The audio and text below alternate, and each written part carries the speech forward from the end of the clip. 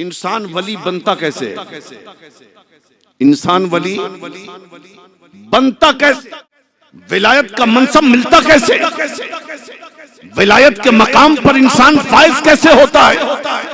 अगर हम पूछ दें आपसे या आप किसी आलिम से पूछ दें तो आलिम भी यही जवाब देंगे, आप भी यही जवाब देंगे, हजरत इंसान नमाज पढ़ने से वली बनता है, इंसान रोजा रखने से वली बनता है, इंसान ज़कात देने से वली बनता है, इंसान हज करने से वली बनता है, इंसान अच्छा काम करने से वली बनता है। मैं कहूंगा ऐ मुर्शिद, ऐ मालदा वालों, अगर इंसान नमाज पढ़ने से वली बन जाए, हमारे समाज में नमाजियों की कमी नहीं है, बहुत सारे नमाजी मिलेंगे, बहुत सारे इबादत गुजार मिलेंगे, बहुत सारे सजदा करने वाले मिलेंगे।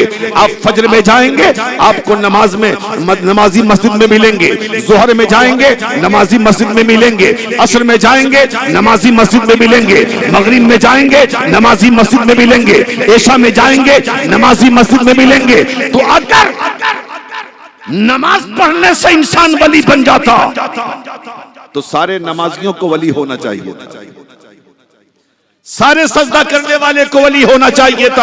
आप कहेंगे मौलाना तब तो रोजा रखने से इंसान वली बनता है। मैंने कहा दुनिया में रोजा रखने वालों की कमी नहीं है, रमजान के अलावा भी लोग नफिल रोजा रखते हैं। और रोजा रखने का मामला तो ऐसा है कि औरतें मर्दों से ऊपर बढ़ जाती हैं रोजा रखने में। उनको जिस चीज का कहो रोजा रखने, वो नमाज अगरचे नहीं पढ़ेंगी लेकिन रोजा रखने में उनको मजा आता है। न वो रमजान का रोजा छोड़ेगी, न वो मुहर्रम का रोजा छोड़ेगी, न वो शबे बारात का रोजा छोड़ेगी, न वो शबे मेराज का रोजा छोड़ेगी, न वो और कोई रोजा छोड़ेगी। रोजा रखने में तो औरतें आगे बढ़ जाती हैं, तो सारी औरतों को भी वलिया होना चाहिए था। लेकिन बात ये भी नहीं है कि सारे रोजा रखने वाले अल्लाह के वली हो जाएं। आप कहेंगे तो ज़कात देने से इंसान वली बनता है। मैं कहूंगा अगर ज़कात देने से इंसान वली बन जाए तो रमजान में जरा मुंबई का सफर कर लो, बड़े बड़े सेठ मिलेंगे जो लाखों लाख ज़कात की रकम निकाल कर मदारिस इस्लामिया के दरमियान तकसीम करते हैं। तो क्या उनको वली कहोगे? नहीं। तो पता चला ज़कात देने से भी इंसान वली नहीं बनता। आप कहोगे हज करने से इंसान वली बनेगा। मैं कहूंगा फिर हमारे समाज में, हमारे मुआशरे में, हमारे इलाके में, हमारे शहर में, हमारे मुल्क में और इस दुनिया में हाजियों की कमी नहीं है। इधर देखो तो हाजी, उधर देखो तो हाजी, मोहल्ले में हाजी, इलाके में हाजी, शहर में हाजी, देहात में हाजी, शहर में हाजी, हर तरफ हाजियों की तादाद है। तो क्या सारे हाजियों को आप वली कहोगे? और कुछ हाजी ऐसे हैं जो मक्का जाते हैं मदीना नहीं जाते, और जब मदीना जाने की बारी आती है तो कह देते हैं क्यों जाते हो? सारे अरकाने हज तो मक्के में अदा होते हैं, काबे का तवाफ मक्के में, मुज़दलिफा में इबादत मक्के में, मिना में कुर्बानी मक्के में, सफा और मरवा की सही मक्के में, अरफात में इबादत मक्के में, शैतान को कंकरी मारना मक्के में। अरे सारे अरकान तो अदा हो गए मक्के में, फिर मदीना क्यों जाते हो? जाने की जरूरत क्या है? तो हम कहते हैं ये सही है कि सारा रुकन अदा होता है मक्के में, लेकिन मकबूलियत मिलती है मदीना जाकर। सारे अरकान अदा होते हैं मक्के, लेकिन जरूरी नहीं कि कबूल हो जाए।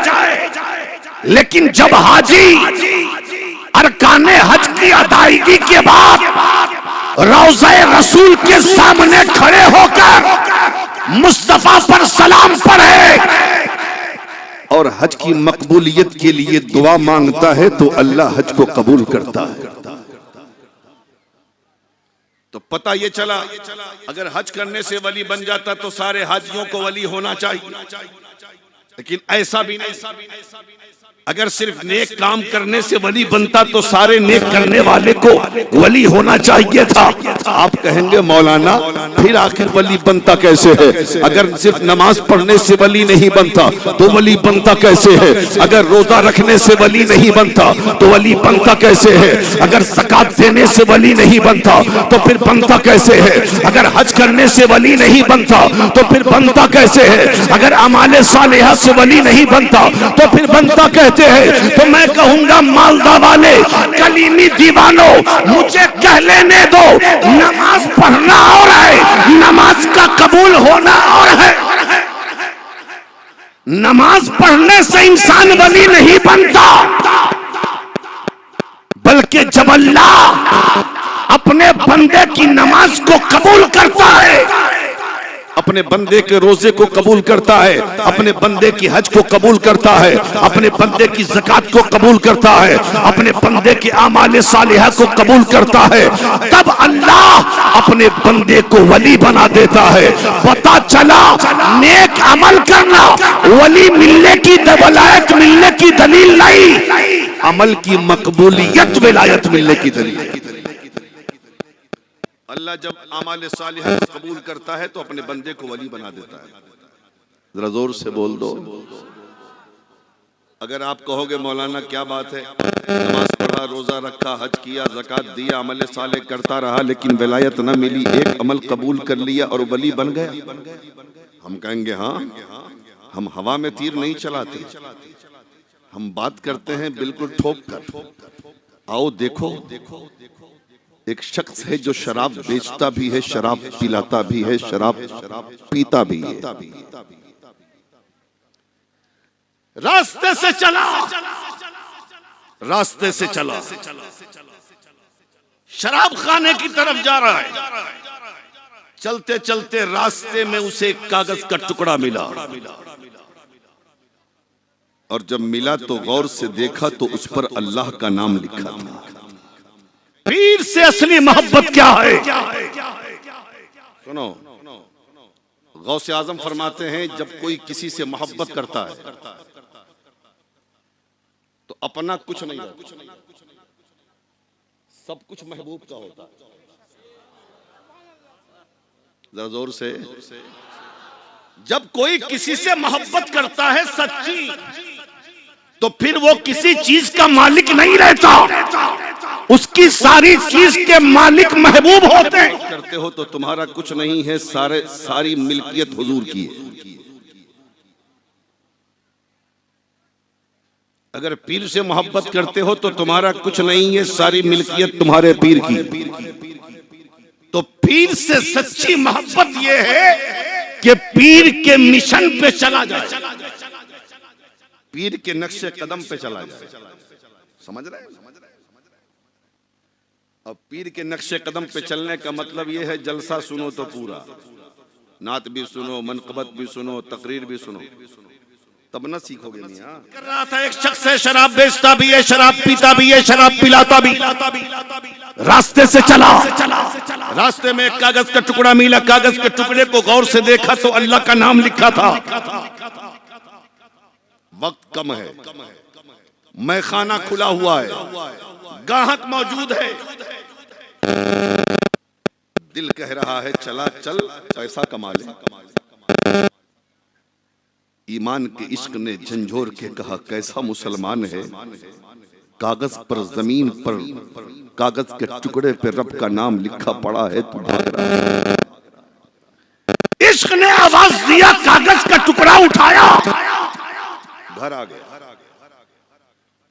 घर आया तो उस कागज के टुकड़े को, गर्दो गुबार को साफ किया, इत्र में मुअत्तर किया, और इत्र में लगाने के बाद ऊंचे मकाम पे रखा, और रखने के बाद अपने मौला की बारगाह में हाथ उठा के कहा मेरे परवरदिगार, कि जालिम ने तेरे मुकद्दस नाम को कागज पे लिखकर जमीन पे गिराया है। मौला तेरा नाम तो बहुत ऊंचा है, तेरी जात तो बहुत ऊंची है, परवरदिगार मेरे इस अमल को कबूल कर ले, मेरे इस काम को कबूल कर ले। ऊंचे मकाम पे उसको रखा, फिर मैखाने की तरफ गया, शराब खाने में जाके बैठता है। बाहर से किसी आने वाले ने आवाज दिया, मैखाने का मालिक कौन है? कहा मैं हूं। कहा बाहर निकलो। जब बाहर आया तो आने वाले कासिद ने कहा तुम मैखाने के मालिक हो? कहा हाँ मैं मैखाने का मालिक हूँ। कहा बोलो बात क्या है? कहा बात यह है कि अल्लाह ने तेरे नाम सलाम भेजा है। जरा जोर से बोलो, जोर से। अल्लाह ने तेरे नाम सलाम भेजा है। मैं गुनहगार हूँ, पापी हूँ, सियाहकार हूँ, मेरे नाम सलाम कैसा? वो भी रब का। कहा सिर्फ सलाम नहीं भेजा, रब का पयाम भी है। कहा क्या है? कहा ये कि अल्लाह ने तेरे सारे गुनाहों को मिटा दिया है, तुझे विलायत का मनसब अता। बड़ा ताज्जुब हुआ कि मैंने कौन सा काम कर दिया। कहा सुनो, अभी थोड़ी देर पहले की बात है, तुम रास्ते से जा रहे थे, कागज का टुकड़ा मिला, जिस टुकड़े पे रब का मुकद्दस नाम लिखा था, उस टुकड़े को तुमने उठाया, गर्दों को बार साफ किया, इत्र में मुअत्तर किया, बुलंद मकाम पे रखा, तो अल्लाह ने तेरी इस अदा को कबूल करके तुझे विलायत का मकाम अता फरमाया। समझ रहे हैं? तो अल्लाह एक अमल को बंदे के कबूल करता है तो उसे अपना वली बना लेता है।